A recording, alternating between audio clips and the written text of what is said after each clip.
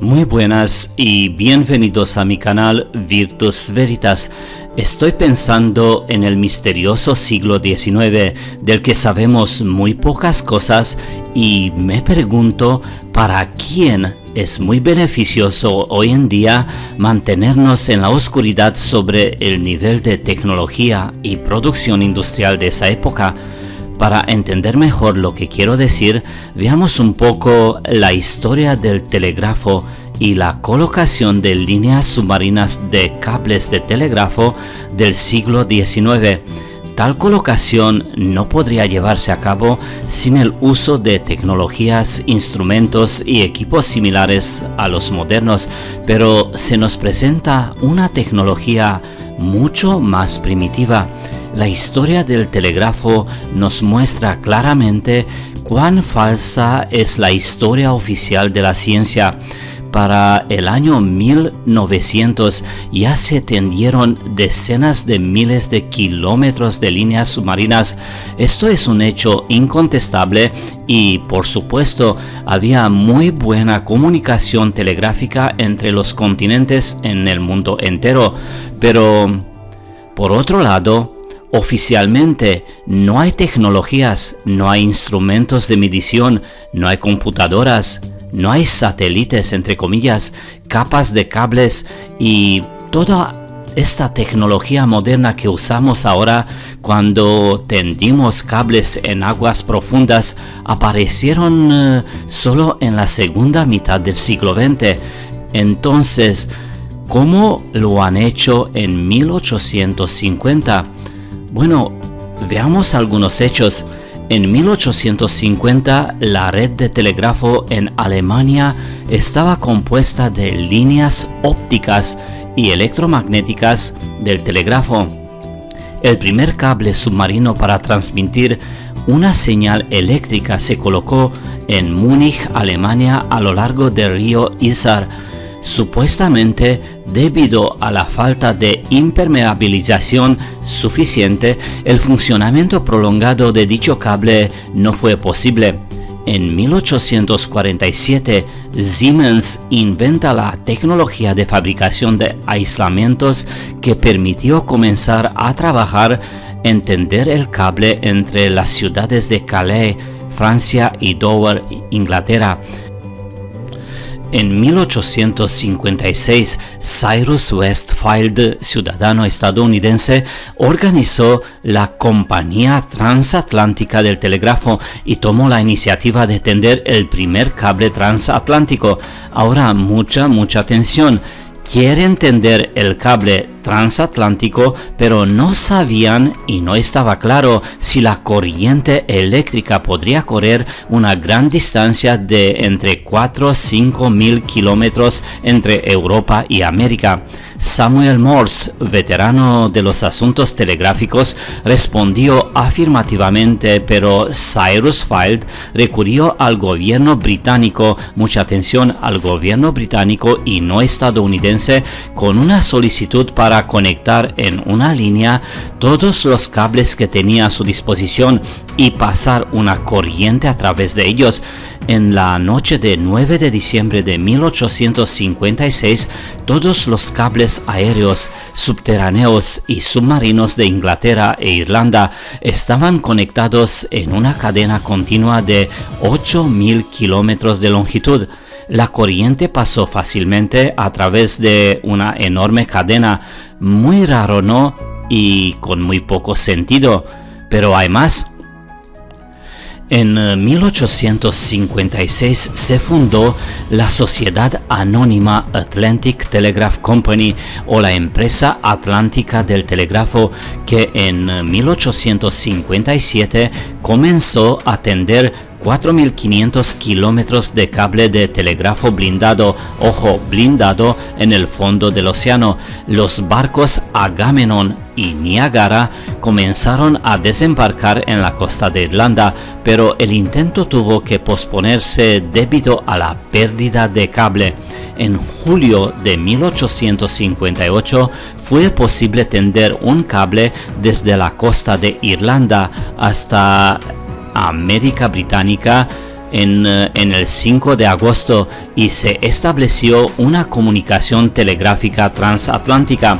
El 16 de agosto de 1858, la reina Victoria de Gran Bretaña y el entonces presidente estadounidense James Buchanan intercambiaron telegramas de felicitación.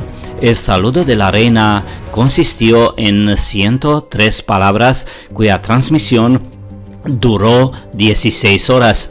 En septiembre de 1858, la conexión se rompió aparentemente debido a la impermeabilización insuficiente.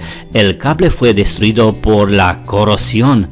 ¿Pero qué me dices? En solo un mes, un cable blindado fue destruido por la corrosión.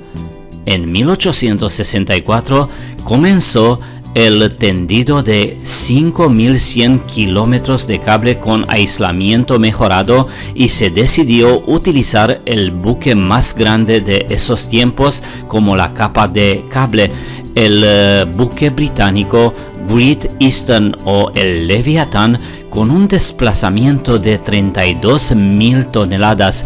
El 31 de julio de 1865, el cable se rompió durante la instalación.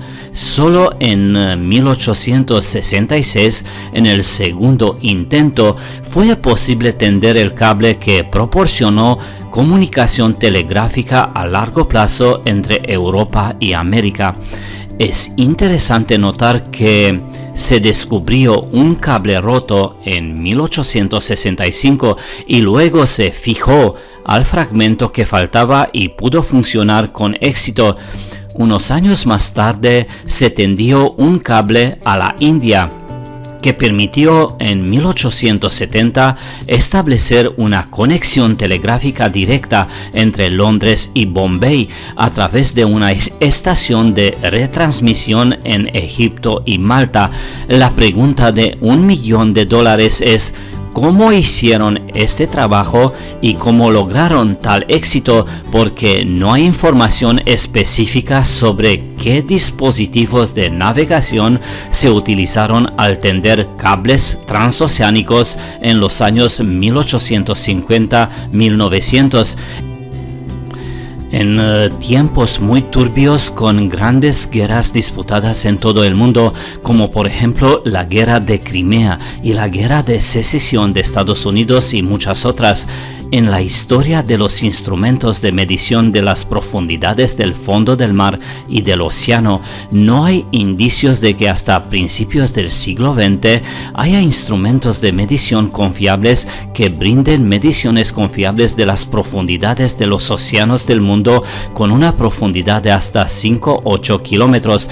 Es decir, oficialmente las ecosondas no existían antes del comienzo del siglo XX.